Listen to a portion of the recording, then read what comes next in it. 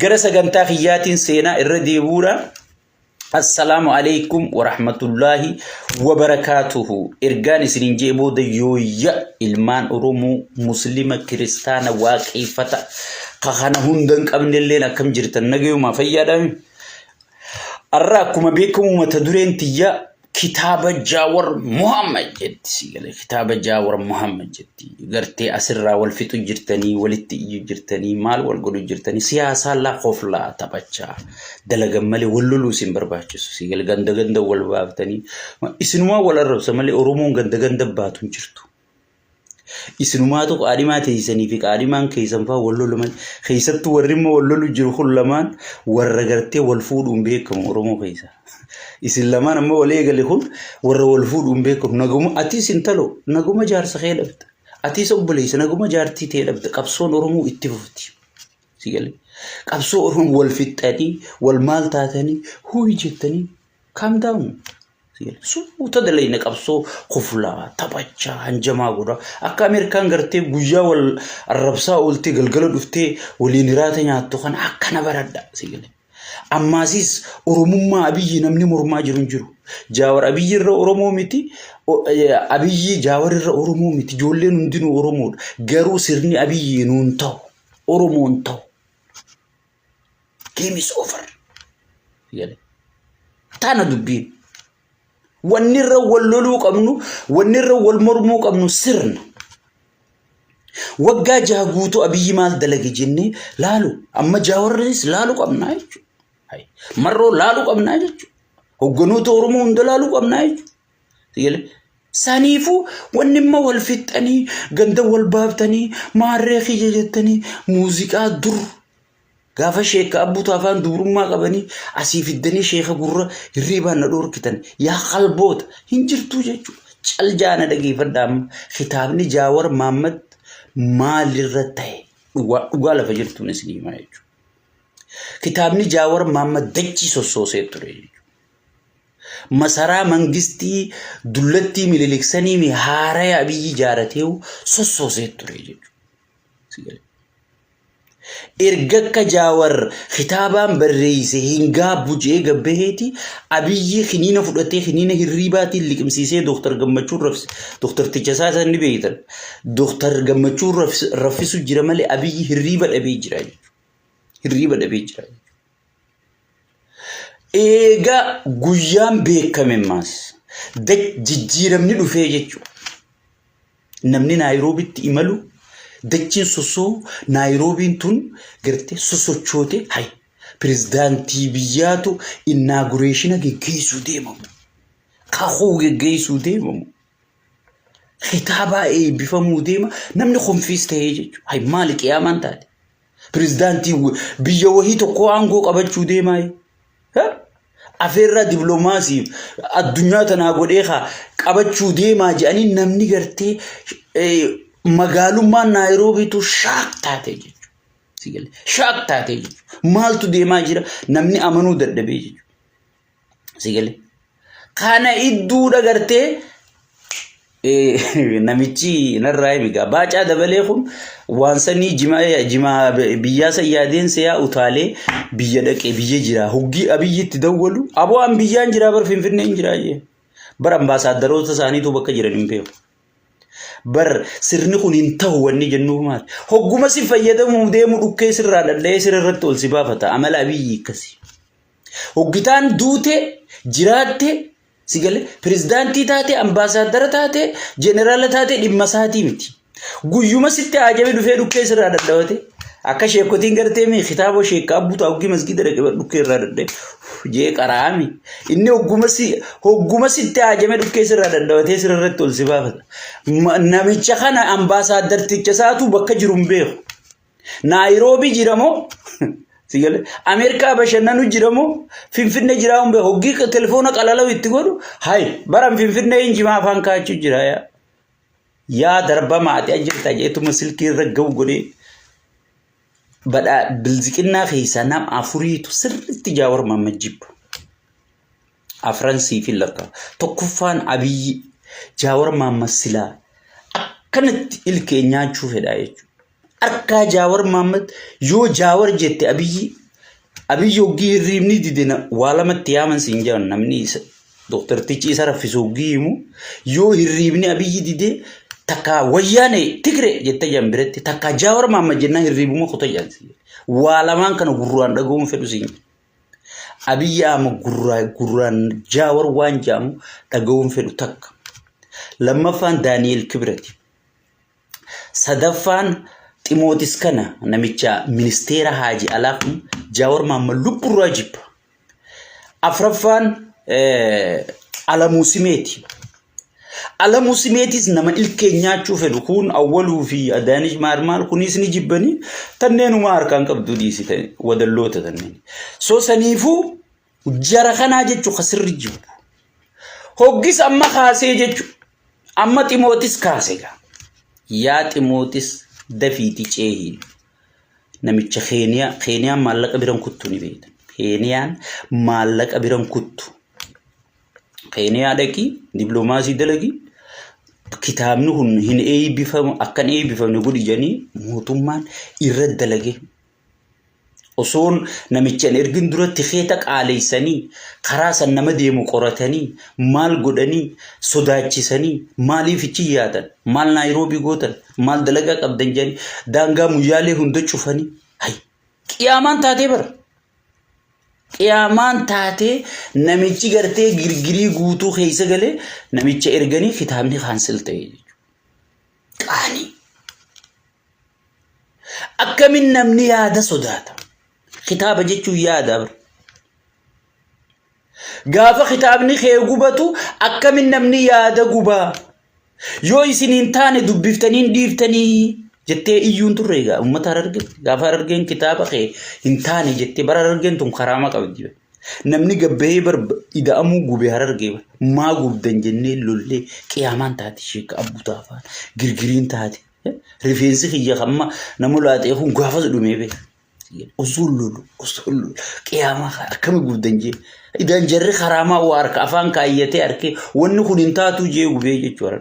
Bakka manumaa unu taa'uun qabdu kun sheeyxaanaa jee gubee jechuudha. Yaada maa gubdan jedhanii lolanii yaadni gabarra ooluu dhoorku yaadni bitamuu dhoorku mee namni kitaabni akkan eebbifamne si dhoorku. Dhugatti aangoo raasii ka'eetiin filannoon dhufu jirti karaa dimokiraasiitiin. Sigal sintuquu siree tana ol korii jeeni beektaa namichi ijaartidha. Sintuquu maaltu fidee siruma ol korii ciisi yoo naan jette irra wayyuu dadhabdee siree tana ol korii jeeni beektaa sintuquuti lakki mi'aate oluma korii jeen siree tana. Sigal ichi booda maal gaafatta girgirii. So saniifuu yaad gartee filannoo eeggadha marree eeggadha mitirkishoo eeggadha kana maal mee nama yaada akkan eebbifamne godhe mee nama kitaabni gartee akkan eebbifamne godheetu amma karaa dimokiraasiitti numaatu dimokiraasii beekee dimokiraasiitti amanee sigale karaa saniin fuudhee aangoo si kenna. Abiyyi Ahmad nama ta'e baga gartanii jechuudha. Nama yaadni akkan eebbifamne godhe. Garuu waan kanarraa maaltu sii gale akka abbuutayyoo naan jettan Jawaar Mohammad dhugumaan eebba qaba. Mootummaa duwwaa gorsaa akkam akka qabu. Ifi silaahuu wanni ta'u qawwee dha'uu ture sii gale. Siyaasa addunyaa xiinxalee maaliin akkamittiin polotikaa namaa kana cabsaan isa bira hin jirtu qawweedhaan malee sii gale. Qawwee qofaan beekaa. Mee isaa mariitti amanu arge yeroo hunda qawweedhaan ala dhaabbata. Yeroo hunda waraana eebbisaa oola. Waraana rabbitti fedhe. Sigale. Eenyu akka isa gorsaan beekan. Ifiifuu kitaaba Jawaar Mohammadiif gatii dabale. Amma namoonni gariin gartee aboo dubbiin akkana taatee maarree taatee wayii jee qalbiin cabuu jira. Angaruu hedduun gammadee fi Jawaariif kitaabni illee gatii ba'e yaadni Jawaar illee hangam takka akka biyya san keessa lafa qabate hanga yaadni Jawaar yoo lafa qabate biyya shoorar keessu hoogganaa ta'uudhaaf namni kun gartee karaktara irraa barbaachisu hunda akka guuttachaa jiru sigale yaanni isaa biyya san keessatti akka sodaatamu akka bitamuu hin dandeenye akka gartee gabaadhaaf hin dhihaanne yaanni kee godhamnaan ati nama jabaadhaa beeka nama mootummaa saniif sodaatamu nama mootummaan sun firraa eegu nama mootummaan sun gartee yaa rabbi ka gootenarraa godhi jee du'aa isii godhu ta'uu beeku qabda nama gartee waan Jaawar Mohammad ma'anaa Jaawar Mohammad hin galiniif dhiibbaa Jaawar Mohammad godhuu danda'u haga ammaa hin galiniif sigale ammarraa isiniif galti jeetii yaata ammarraa isiniif galti kitaaba tokko eebbisuu dadhabanii kitaaba dheengadda gartee kitaaba isa faarsu iskallaa'itiin diskaawuntii kennee kitaaba ibsaa nagooti moo jaarsi keenya abaa'oo sun barreesse mummicharraa maarree gara hanga qabritti jee barreessisan sigale iskallaa'itiin diskaawuntii kennee maal jedhanii harka tumanii manguddoo kabbaa duulaa tan hunda tan goda darban tan hunda dhukkee irraa danda'anii fidanii akka gartee namicha kana faarsitu godhanii sigale itti rakkachuu turanii jechuudha garuu yaada biroo keessummeessuudhaaf qophii miti bar aangoo sheer godhuu miti aangoo walii qooduu miti aangoo gartee saba kanaaf qooduu mormitootaaf qooduu mormitoota Itoophiyaatiif qooduu miti yaadaahu akka ati Itoophiyaa keessatti isaanii wajji sheer gootu kitaaba ida'amuu faayidaan qabne namni dubbisuu didee khaadiree lubbuudhaa bitattee mana keenyaan namni tokko dubbisutti hin jiruu je'anii gabaasinitti gallaan walgahii yaamaa je'anii durgoo qopheessanii walgahiidhaan kitaaba dubbisiisuu turan yaanni sun waa takka akkam finne kan walgahiidhaan yaamee namni dubbisuu ture bar mee akkamitti namni walgahii yaamee kitaaba nama dubbisiisa sunuu humaan finne isaan kasaanii akkasin lafa qabsiisuudhaaf tattaafatanii jechuudha. Kanamaa garuu na gargaaraa na eebbisiisaan jenne. Hoteela na akhiree isaan jenne. Biyya keessatti illee godhadha jee isina khaalifan jenneen. Biyya ollatti isinirraa achi baheetiin sigale eega gartee asii yaada gurgurachuu na dhorkitan ichitti illee yaada kiyya gurguradhaa jee bahee jechuu namni kun. Yaanni salleen akka hin gurguramne yaaduma isaanii malee addunyaarra yaanni tokko akka jiraachuu hin dandeenye sii mirkaneessaa jechuudha. Sadarkaa gartee akka waan biyyaa fi biitti wal dhoyite akka waan daangaan biyyattii sarbame akka waan gartee faayidaan biyyaa tuqametti ministeerri haaji alaa ichitti ergamee sigale ichitti ergamee kitaabarra malee Bakkaani sadarkaa mee amma hoogganoonnummaan Keeniyaa sun maal jedhame kitaabuma Jaawar kanaawu Jaawaruma kanaawu nama akkam akka ta'e sigale nama hagam dhiibbaa godhuu danda'u akka ta'e sigale asirratti addunyaan guutuun ni ajaa'ibsiifattee jechuudha ni ajaa'ibsiifatte eega kun hundi ta'e addunyaan guutuun gayyaa weegalte jechuudha. Jaawar kun akkanuma lafaan ka'ee ni beeka. Dura sheekka abbuutaa gabbahee gaafa bilziqinnaa mormusan sabaati maal taate sabaati bitirkishoo taate naan jechuu turtan ni yaadatan sanirra deebuun taatu. Eega sheekka abbuutaa bahee karaa ce'ee booda gayyaa weegalan hayyoonni Jaawar gabbahee.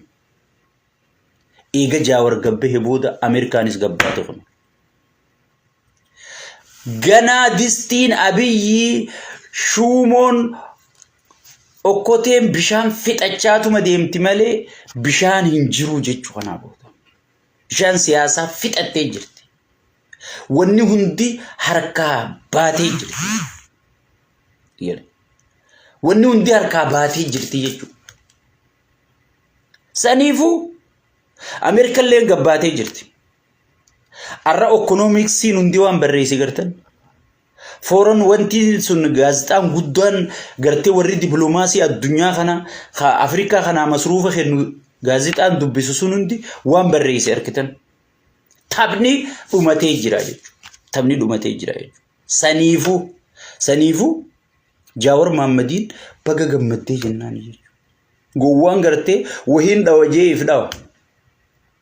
Wahiin dhawajeeti if dhawa. Baram PP teenya tana gowwummaa si eessattiin arganii beekta.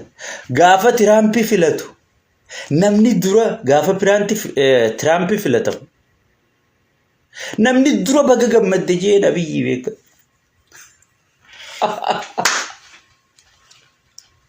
Wayyo Tiraampi jechuu zawwarasti.